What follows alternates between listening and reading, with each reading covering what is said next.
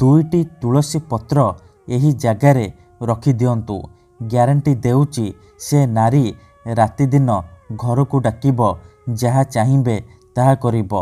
ହଁ ଫ୍ରେଣ୍ଡସ୍, ଆଜିର ଏହି ଭିଡ଼ିଓଟିରେ ମୁଁ ଆପଣଙ୍କୁ ଶିଖେଇବି ଆପଣ କିପରି ସୁନ୍ଦରୀରୁ ସୁନ୍ଦରୀ ଝିଅକୁ ପଟେଇ ପାରିବେ, ପଡ଼ିଶା ଘର ସୁନ୍ଦରୀ ଭାଉଜକୁ ପଟେଇ ପାରିବେ, ତାଠାରୁ ନିଜର ମନ ମୁତାବକ କାମ ହାସଲ କରିପାରିବେ। ଏଥିପାଇଁ ଆପଣଙ୍କୁ ବେଶୀ କିଛି କରିବାକୁ ପଡ଼ିବନି। କେବଳ 2ଟି ତୁଳସୀ ପତ୍ର ଏହି ଜାଗାରେ ରଖିଦେବେ। ତାପରେ ଦେଖିବେ କିପରି ସେ ଝିଅ ବା ବିବାହିତା ନାରୀ ତୁମ ପ୍ରେମରେ ଦିବାନୀ ହୋଇଯିବ। ପାଗଳି ପରି ଆପଣଙ୍କୁ ଭଲ ପାଇବାକୁ ଲାଗିବ। ଆପଣ ତାକୁ ଯାହା କହିବେ, ଯେମିତି କହିବେ ସେ କରିବ। ଆଜ୍ଞା ହଁ, ଯଦି ଆପଣ କେଉଁ ଝିଅ ବା ନାରୀକୁ ମନେ ମନେ ଭଲ ପାଉଛନ୍ତି କିନ୍ତୁ ଯେତେ ଚେଷ୍ଟା କଲେ ମଧ୍ୟ ତାକୁ ପଟେଇ ପାରୁନାହାନ୍ତି, ତା ପଛରେ ଗୋଡ଼େଇ ଗୋଡ଼େଇ ଥକିଗଲେଣି, ହେଲେ ସେ ଝିଅ ବା ନାରୀ ଆପଣଙ୍କୁ ଭାव ଦେଉନି, ଆପଣଙ୍କୁ ଇଗ୍ନୋର କରୁଛି, ଯଦି ଆପଣ ଏହିସବୁ ସମସ୍ୟାର ସମାଧାନ ଚାହୁଁଛନ୍ତି, ସେ ଝିଅ ବା ନାରୀକୁ ପଟେଇବାକୁ ଚାହୁଁଛନ୍ତି, ତାକୁ ନିଜ ବଶରେ କରି ତାଠାରୁ ନିଜର ମନ ମୁତାବକ କାମ ହାସଲ କରିବାକୁ ଚାହୁଁଛନ୍ତି, ତେବେ ମୋ କଥା ମାନି ଆଜି ଏହି ବଶୀକରଣ କରିକି ଦେଖନ୍ତୁ।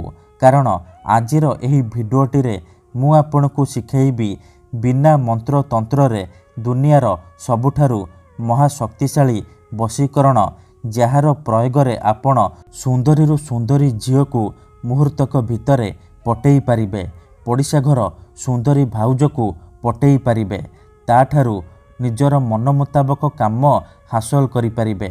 ଯଦି କେଉଁ ଝିଅ ଆପଣଙ୍କୁ ଛାଡ଼ି ଦେଇଛି, ଧୋକା ଦେଇଛି, ତେବେ ଆପଣ ଏହି ବଶୀକରଣ କରିକି ଦେଖନ୍ତୁ।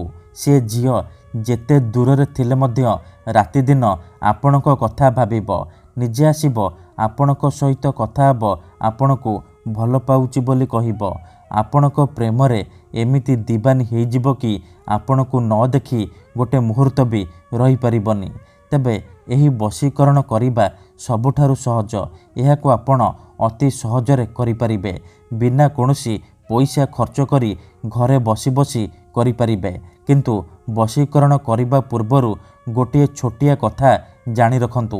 ଆମର ବହୁତ ସାରା ଦର୍ଶକ ବନ୍ଧୁମାନେ ଆମକୁ କମେଣ୍ଟ କରୁଛନ୍ତି କି ଗୁରୁଜୀ ଆପଣଙ୍କର ବଶୀକରଣ କାମ କରୁନି। ତେଣୁ ମୋର ସେହି ବନ୍ଧୁମାନଙ୍କୁ ଅନୁରୋଧ କି ଆପଣ ଭିଡ଼ିଓକୁ ପୁରା ଦେଖନ୍ତୁ, ଶେଷ ପର୍ଯ୍ୟନ୍ତ ଦେଖନ୍ତୁ।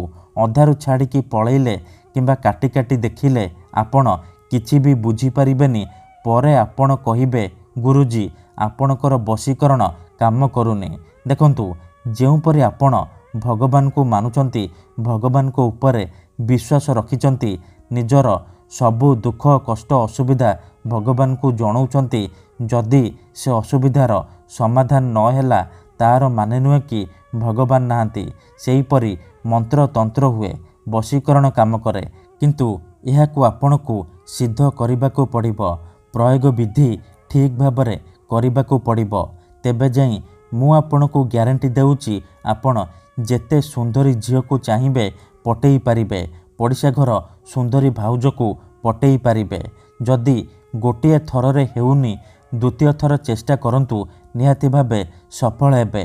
ମନ୍ତ୍ର ତନ୍ତ୍ର ଯନ୍ତ୍ର ବଶୀକରଣ ଏମିତି ସେମିତି କାମ କରେନି। ମନରେ ସମ୍ପୂର୍ଣ୍ଣ ବିଶ୍ୱାସ, ନିଷ୍ଠା ଆଉ ଏକାଗ୍ରତାର ସହିତ ଆପଣଙ୍କୁ ଏହି ବଶୀକରଣ କରିବାକୁ ପଡ଼ିବ। ତେବେ ଯାଇ ମୁଁ ଆପଣଙ୍କୁ ଗ୍ୟାରେଣ୍ଟି ଦେଉଛି ଆପଣ ଯେଉଁ ଝିଅକୁ ଚାହିଁବେ ଗୋଟିଏ ଥରରେ ପଟେଇ ପାରିବେ। ଆଉ ଗୋଟିଏ କଥା ଜାଣି ରଖନ୍ତୁ, ଆମର ଏମିତି ବହୁତ ସାରା ଦର୍ଶକ ବନ୍ଧୁମାନେ ଅଛନ୍ତି ଯେଉଁମାନେ ଆମକୁ କହୁଛନ୍ତି କି ଗୁରୁଜୀ ଆପଣ ଆମର କାମ କରିଦିଅନ୍ତୁ, ଆପଣ ଯେତେ ପଇସା ମାଗିବେ ଆମେ ଦେବୁ, ହଜାର ହଜାର ଟଙ୍କା ଯାଚୁଛନ୍ତି। ଦେଖନ୍ତୁ, ଆମର ଏହି ଚ୍ୟାନେଲରେ ବହୁତ ସାରା ବଶୀକରଣ ଭିଡ଼ିଓ ଅପଲୋଡ଼ କରାଯାଇଛି, ଯାହାକୁ ଆପଣଙ୍କର ସୁବିଧା ପାଇଁ ଅପଲୋଡ଼ କରାଯାଇଛି, ଯାହାକୁ ଆପଣ ବିନା କୌଣସି ପଇସା ଖର୍ଚ୍ଚ କରି ଘରେ ବସି ବସି କରିପାରିବେ। ତେବେ ଆପଣ ପଇସା କ'ଣ ପାଇଁ ଖର୍ଚ୍ଚ କରିବେ? ଆପଣଙ୍କୁ ୟୁଟ୍ୟୁବରେ ଏମିତି ଅନେକ ଚ୍ୟାନେଲ ମିଳିଯିବ ଯେଉଁମାନେ ମୋବାଇଲ ନମ୍ବର ଦେଉଛନ୍ତି, ବଶୀକରଣ କରିବେ କହିକି ହଜାର ହଜାର ଟଙ୍କା ଠକି ନେଉଛନ୍ତି। ତେଣୁ मोर अनुरोध कि आपण वीडियो देखंतु निजे चेष्टा करंतु किंतु एही सब ठकामी रे पड़ंतु नहीं। ठीक अछि। तेबे फ्रेंड्स वशीकरण कौन पाई करा जाए? जदि आपण केउं झियो बा विवाहिता नारी किंबा कोनोसी पुरुष को निज ठारू अधिक भल पाउचंती ता बिना बंची पारिबेनी भाबुचंती सेतेबेले आपण वशीकरण करि परिबे। जदि केउं लोक बिना कारण रे आपण को हैरान करूची, आपणकर घर परिवार उपरे खराब नजर पकाउची, तेबे एही सबु समस्यार समाधान करिबा निहाती दरकार। काहेकि ना केते थर एमिति हेइथाए कि आमर शत्रु आमठारू शक्ति रे आउ पैसा रे बलवान हेइथाए, आउ आमे चाहिकी भी तार किछि करि पारु नाहु। एही परि परिस्थिति रे आपण वशीकरण करि परिबे। एथिपई आमर तंत्र शास्त्ररू मु आजि आपणक पई दुनियार सबुठारू सहज किंतु शक्तिशाली वशीकरण नहीं आसीची। जदि आपण एही वशीकरण सिद्ध करदेले मु आपणकू जेमिति शिखेइबी आपण ठीक सेही परि करदेले तेबे मु आपणकू ग्यारंटी देउची आपण जेते सुंदरी झियो को चाहिबे मुहूर्तक भितरे पटेई पारिबे। पड़िशा घर भाउज को पटेई पारिबे, ताठारू निजर मन मुताबक काम हासिल करि पारिबे। सीए आपणकर सबु कथा मानिब। तेणु मोर आपण मानकू अनुरोध कि मनरे कोनोसी खराब उद्देश्य किंबा कोनोसी खराब काम पई एही वशीकरण प्रयोग करिबेनी। जदि आपण सतरे से झियो बा विवाहिता नारी को भल पाउचंती तेबे आपण एही वशीकरण प्रयोग करिबे।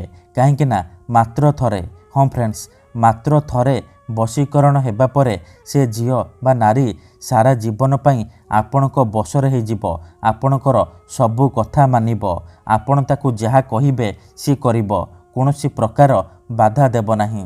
तेणु जदि आपण एही वशीकरण करिबाकू चाहुचंती, से झियो बा नारी को पटेइबाकू चाहुचंती, ताकू निज बसरे करी ताठारू किछि भी काम हासिल करिबाकू चाहुचंती, तेणु भिडियोटी को आपण मूलरू शेष पर्यंत पूरा ध्यान सहित देखंतु, तेबे जायकि आपण संपूर्ण प्रयोग विधि जानि पारिबे।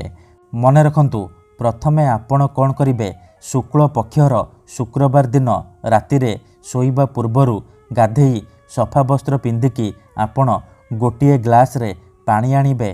तापरे दीटा तुलसी पत्र आनिबे, गोटिए कला रंगर कलम आनिबे। एतिकी जिनिस आनी सारिबा परे शोइबा घरे किंबा कोनोसी एक जगारे बसी पड़िबे जेउठारे आपणकू केही देखिबेनी किंबा डाकिबेनी। तापरे पानी ग्लास को निजर सामनारे रखिबे। आउ जो दीटा तुलसी पत्र आनिचंती, गोटिए तुलसी पत्र रे सेई झियो बा स्त्रीर नाम लिखिबे जहाकू आपण बसरे करिबाकू चाहुचंती।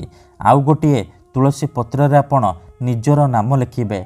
नाम लिखि सारिबा परे कौन करिबे, से दीटा को तुलसी पत्र को पानी ग्लास रे पकई देबे।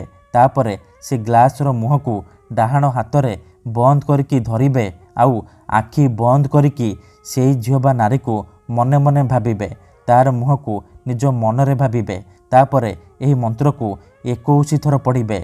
ओम क्लीं कामाख्या कामेश्वरी आमुकं वशीकरण करती करती। आमुकं जगार आपण सेई झियो बा नारीर नाम कहिबे जहाकू आपण बसरे करिबाकू चाहुचंती। मंत्र को 21 थर पढ़िबे।